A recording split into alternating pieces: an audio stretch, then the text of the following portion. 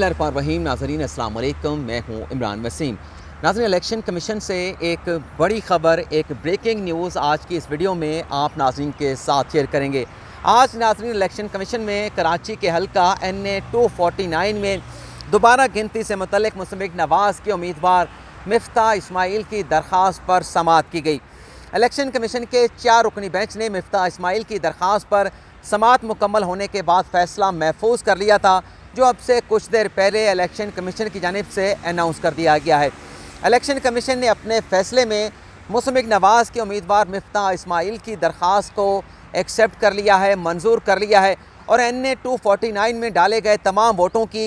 Election commission की जानिब से दोबारा गिनती का हुक्म दिया गया है। इलेक्शन कमीशन ने अपने फ़ैसले में ये हुक्म सादिर किया है कि NA 249 कराची के हल्के में ज़िमनी इलेक्शन में हिस्सा लेने वाले तमाम उम्मीदवार 6 मई को रिटर्निंग ऑफिसर के दफ्तर में पहुँचे और इलेक्शन कमीशन का ये कहना है कि RO के दफ्तर में 6 मई को सुबह 9 बजे NA 249 में डाले गए तमाम वोटों की दोबारा से गिनती की जाएगी। इसके साथ साथ इलेक्शन कमीशन का अपने फ़ैसले में ये भी कहना है कि ये जो गिनती का प्रोसेस शुरू किया जाएगा रिटर्निंग ऑफिसर की जानिब से, इस गिनती के प्रोसेस में साईं बख्श चन्नन REC हैदराबाद जो है वो रिटर्निंग ऑफिसर को असिस्ट करेंगे, रिटर्निंग ऑफिसर की मुआवनत करेंगे। ये नाज़रीन फ़ैसला है जो इलेक्शन कमीशन ने मुस्लिम नवाज़ के उम्मीदवार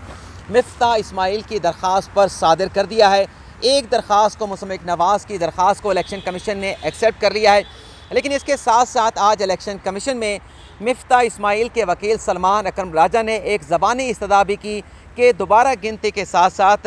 इलेक्शन कमीशन जो कानून की खिलाफ वर्जियाँ सामने आई हैं उसे सामने देखते हुए सो मोटो एक्शन ले और NA 249 में दोबारा रीपोल कराने का हुक्म भी सादर किया जाए। तो इलेक्शन कमीशन ने सलमान अकरम राजा की मिफ्ता इस्माइल के वकील की इस ज़बानी इस्तदा को मुस्तरद कर दिया है। आज सुबह जब 10 बजे इलेक्शन कमीशन ने मिफ्ता इस्माइल की दरख्वास्त पर समाअत का आगाज़ किया तो सबसे पहले पेश हुए इलेक्शन कमीशन के सामने मुस्तफ़ा कमाल के वकील। मुस्तफ़ा कमाल के वकील का इलेक्शन कमीशन का ये कहना था कि NA 249 के ज़िमनी इलेक्शन में जो कानूनी तकाज़े हैं वह पूरे नहीं किए गए, कानूनी तकाज़ों की खिलाफ वर्जियाँ की गई हैं, ये एमरजेंसी नौयत का मुकदमा है, लिहाजा हमारी दरख्वास्त पर भी आज समाअत की जाए और मुतल्लिका फ्री कैन को नोटिस जारी किया जाए। लेकिन इलेक्शन कमीशन को ये बताया गया मिफ्ता इस्माइल की जानिब से कि उनके वकील सलमान अकरम राजा रास्ते में है, वो 5 से 10 मिनट में इलेक्शन कमीशन में पहुँच जाएंगे। इसी तरह से पीपल्स पार्टी के उम्मीदवार कादर मंदुखेल ने भी इलेक्शन कमीशन को बताया कि उनके वकील भी लतीफ़ खोसा रास्ते में है, वो भी थोड़ी देर के बाद इलेक्शन कमीशन की अदालत में होंगे। जिसके बाद इलेक्शन कमीशन ने 15 मिनट का जो है वो समाअत में वक्फा कर दिया और इन 15 मिनट के दौरान इलेक्शन कमीशन की अदालत में जो होता रहा वो किसी भी मीडिया चैनल की जानिब से अपने TV चैनल के ऊपर रिपोर्ट नहीं किया गया। लेकिन वो तफसीलात आप नाज़रीन के साथ मैं शेयर करूँगा और फिर आज के समाअत का अहवाल भी आप नाज़रीन के साथ शेयर करेंगे। नाज़रीन, जब इलेक्शन कमीशन ने सलमान अकरम राजा और लतीफ़ खोसा के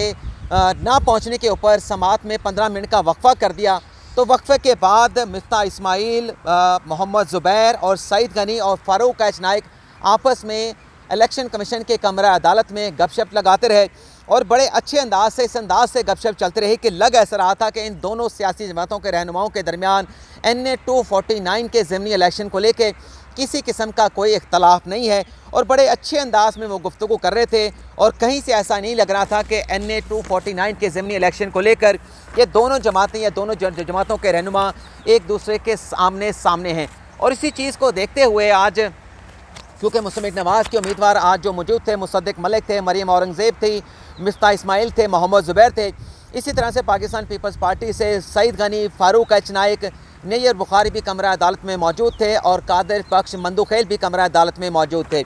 तो जब इन चारों लोगों को, मिफ्ता इस्माइल को, मोहम्मद ज़ुबैर को, सईद गनी को और सईद गनी के साथ थे अपना फ़ारूक एच नाइक को एक साथ खड़े देखा तो नैयर बुखारी ने इन्हें मुखातिब करते हुए कहा कि आप इस कदर आपस में शीरो शक्र हो रहे हैं, अगर आपके में इतनी आपस में मोहब्बत है तो फिर इलेक्शन कमीशन के सामने आप दरख्वास्तें लेकर क्यों आए हैं? आप इलेक्शन कमीशन की अदालत के बाहर चले जाएं और इस मामले को आप खुद बैठ के आपस में हल कर लें। जिस पर कहका भी लगा और इसके बाद सईद गनी ने हमने उनके साथ बात की है कि आप इतने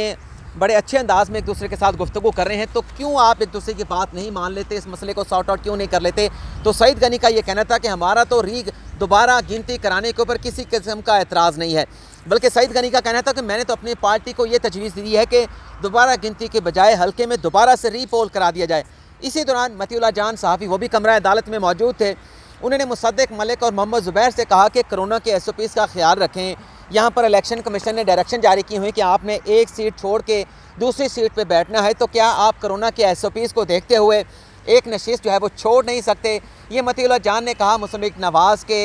रहनुमा मोहम्मद ज़ुबैर, मुसद्दिक मलिक और मरीम औरंगज़ेब पर, जिस पर मुसद्दिक मलिक ने कहा कि नहीं, कोरोना SOPs को देखते हुए हम ये सीट नहीं छोड़ सकते। अज़राए मजाक ये बात हो रही थी, मतीउल्लाह जान कह रहे थे कि आप एक सीट को छोड़ के बैठे, लेकिन निशाना उनका था NA 249 की, वो सीट जिस पर बज़ाहिर मुस्लिम लीग नवाज़ जो है वो शिकस्त खा गई है और दोबारा गिनती के लिए इलेक्शन कमीशन से रिजू कर रखा है। तो मुसद्दिक मलिक का कहना था कि नहीं, हम एक नशिस्त नहीं छोड़ सकते। इसके बाद मतीउल्लाह जान जो है उनके साथ गपशप करते रहे, सईद गनी के साथ, इसी तरह से मिफ्ताह इस्माइल के साथ, मोहम्मद ज़ुबैर के साथ, और वो उनसे ये कह रहे थे मतीउल्लाह जान के आप तो एक बड़ा जो है वो अलम लेके निकले थे कि हम जो 2018 के इलेक्शन में धांधली हुई है उस धांधली के ख़िलाफ़ हम एहतजाज करेंगे, हुकूमत के ख़िलाफ़ जल्द से जुलूस करेंगे, लॉन्ग मार्च करेंगे। तो आप इतना बड़ा एजेंडा लेके निकले थे, लेकिन किधर गया वो आपका एजेंडा, वो आपका अलम कि आप कराची के एक हल्का 249 के ऊपर आपस में दस्तो गिरेबान है, और वो किधर गया आपका मिसाक पाकिस्तान जो PDM के प्लेटफॉर्म से आप लोगों ने बनाने का ऐलान किया था। इसके बाद नाज़रीन 15 मिनट का वक्फा क्योंकि ख़त्म होने वाला था, इस दौरान सलमान अकरम राजा भी इलेक्शन कमीशन में पहुँच चुके थे तो मिफ्ताह इस्माइल बार बार सलमान अकरम राजा के पास जाते और अपने मुकदमे के हवाले से उनसे बातचीत करते। 10:35 पर दोबारा से समाअत का आगाज़ हो गया, तो सलमान अकरम राजा ने सबसे पहले जो दलील दी वह फार्म 45 के हवाले से। सलमान अकरम राजा का ये कहना था कि हल्के में जो 272 पोलिंग स्टेशन के ऊपर 167 पोलिंग स्टेशन ऐसे थे जिस पर जो फार्म 45 मुहैया किया गया है, हमें फ़राहम किया गया है, उस पर पोलिंग एजेंट के ऊपर पोलिंग एजेंट के दस्तखत ही मौजूद नहीं है। और सलमान अकरम राजा का ये भी कहना था कि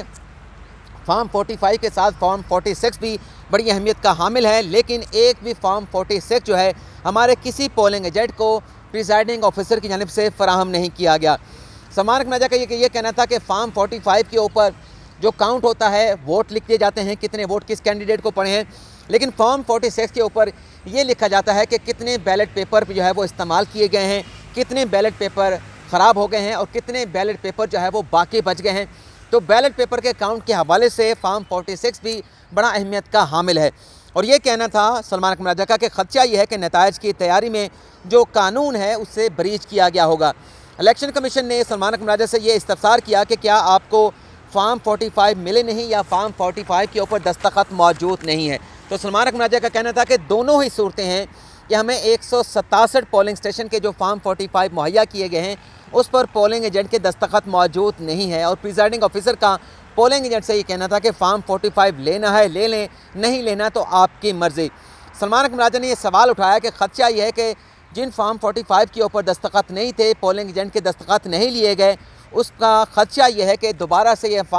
नया फार्म 45 जो है तैयार किया गया होगा और धांधली का एक सोचा समझा मंसूबा लगता है। सलमान अकरम राजा ने कहा कि इंतखाबी हमले में भी अपनी ज़िम्मेदारियों को पूरा नहीं किया, इंतखाबी हमला सिंध हुकूमत के माथे था और यह मामला मज़ीद इंक्वायरी का भी है। उन्होंने इलेक्शन कमीशन से इस्तदा की कि इस मामले में ना सिर्फ हम रीपोल कराना चाहते हैं बल्कि जो संगीन कानूनी तकाज़ों की खिलाफ वर्जियाँ सामने आई हैं कि फार्म 45 के ऊपर पोलिंग एजेंट के दस्तखत नहीं थे, फार्म 46 की कापियाँ पोलिंग एजेंट को फराहम नहीं की गई, तो ये ऐसी ग्रेव जो है इलीगैलिटीज़ हैं जिसके ऊपर हल्के में दोबारा पोलिंग भी होनी चाहिए। जिस पर इलेक्शन कमीशन ने कहा क्या आपकी दरख्वास्त जो है वो दोबारा गिनती से मुतल्लिक नहीं है, कि आपने जो आरओ को दरख्वास्त दी थी वो दोबारा गिनती से मुतल्लिक नहीं थी। जिस पर सलमान अकरम राजा ने कहा कि हमारी जो मरकज़ी इस्तदा है वो यही है कि पूरे हल्के में दोबारा से गिनती कराई जाए, लेकिन जो कानूनी तकाज़े पूरे नहीं किए गए, फॉर्म 45 के ऊपर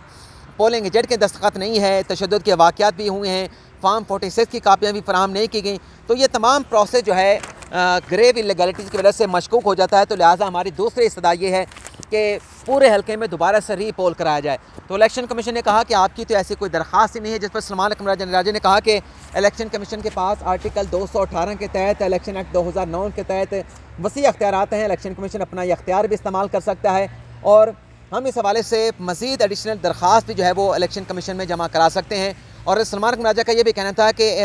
इन्फॉर्मेंट होने के नाते, मैं एक मुखबर होने के नाते यह मालूमात इलेक्शन कमीशन के इल्म में ला रहा हूँ। जिस पर इलेक्शन कमीशन ने कहा कि अगर आप आगे तक जाएंगे तो बात भी आगे तक जाएगी। अभी जो आपकी दरख्वास्त है वो महज दोबारा गिनती के हवाले से है, रीपोल के हवाले से आपकी कोई दरख्वास्त नहीं है। जब आपकी दरख्वास्त आएगी तो तब इस चीज़ को देखेंगे। इस पर सलमान अहमद ने कहा कि कोई मनसूबा हो सकता है कि फॉर्म 45 के ऊपर जो पोलिंग एजेंट के दस्तखत नहीं लिए गए, तो लगता ऐसा है कि धांधली का कोई मनसूबा बनाया गया था। तमाम इंतखाबी अमले को इलेक्शन कमीशन की जानिब से ट्रेनिंग दी गई थी, लेकिन जो तमाम तकाज़े इंतखाबी अमले ने पूरे करने थे वो उनकी जानिब से पूरे नहीं किए गए। तो हमारा मुकदमा पहला दोबारा गिनती का है, लेकिन उसके साथ साथ दोबारा पोल कराने का भी हमारा मुकदमा इलेक्शन कमीशन के सामने है। इसके बाद लतीफ़ खोसा, कादर बख्श मंदुखेल हैं, शायद नाम मैं भूल रहा हूँ, लेकिन कादर मंदुखेल ही कर लेते हैं, पाकिस्तान पीपल्स पार्टी के उनके वकील थे। उनका ये कहना था कि किसी भी पोलिंग स्टेशन के हवाले से कोई शिकायत किसी भी कैंडिडेट की जानिब से प्रिजाइडिंग ऑफिसर को या आरओ को नहीं की गई थी।